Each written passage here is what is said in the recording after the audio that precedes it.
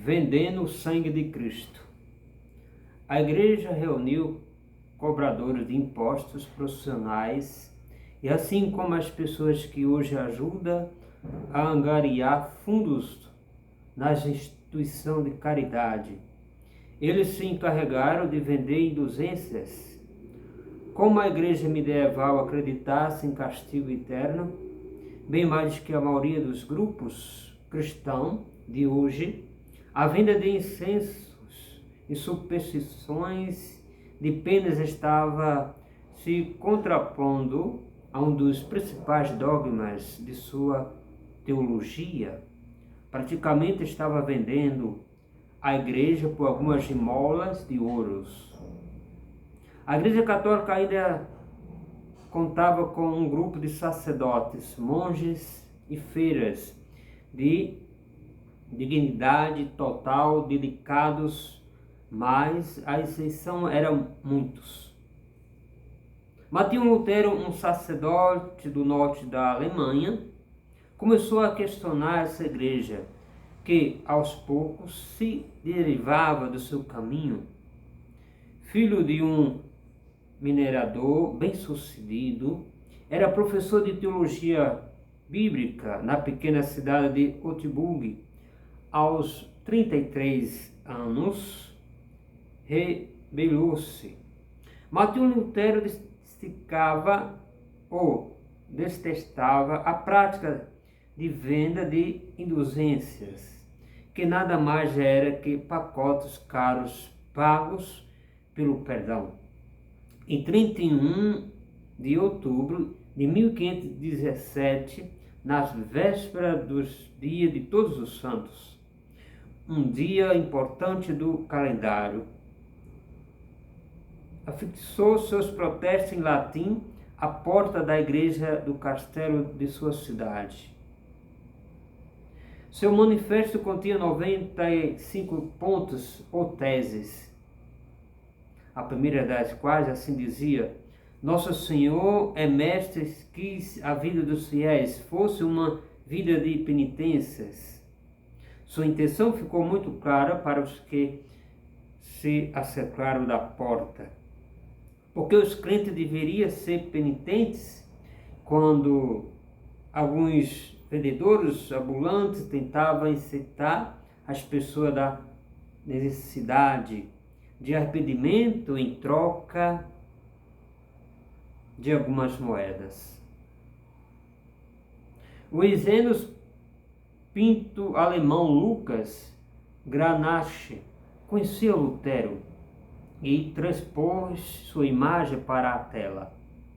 Estava ali o rosto forte e ligeiramente rude de um camponês, com os olhos pequenos e sagazes, cabelos compridos e orelhas e alguns fios de barba a parar, como se levasse alguns dias entre cada barbear, o nariz protuberante e as narinas exageradas, como se tentasse farejar o que havia para o jantar.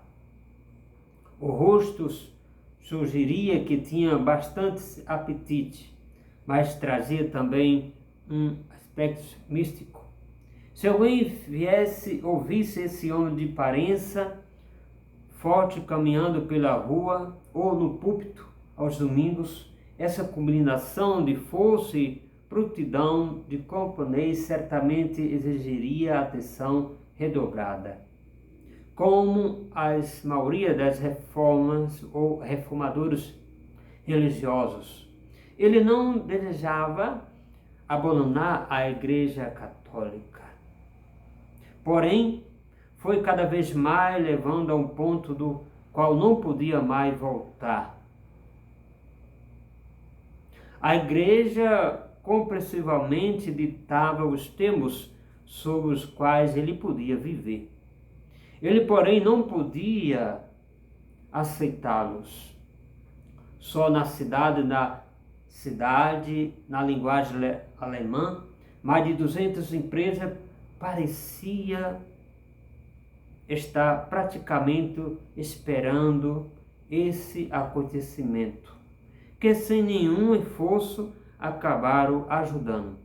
A reforma protestante, o monopólio da Igreja Católica sobre a Bíblia, estava prestes a terminar devido a uma invenção emprestada, em parte de uma terra onde o nome de Cristo era quase desconhecido. A Bíblia era um livro precioso escrito à mão, tão escasso que em algumas igrejas a única cópia era acorrentada à mesa de leitura. Pela primeira vez na cristandade, os evangelhos se tornariam acessíveis a um preço que uma igreja de um vilarejo ou um mercado moderadamente rico pudesse comprar. O panfleto contendo um simples semeão podia agora, através da poderosa imprensa, chegar a mais pessoas como nunca antes o semeão havia conseguido. Martinho Lutero via na tipografia o presente de Deus para o seu trabalho.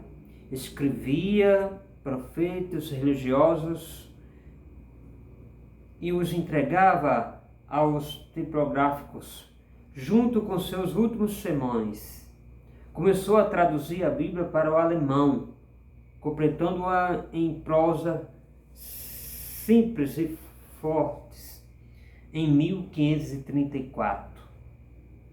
Rotenburg, uma cidade com apenas 2 milhões de habitantes, explodiu em pouco tempo como o coração da indústria tipográfica da Alemanha.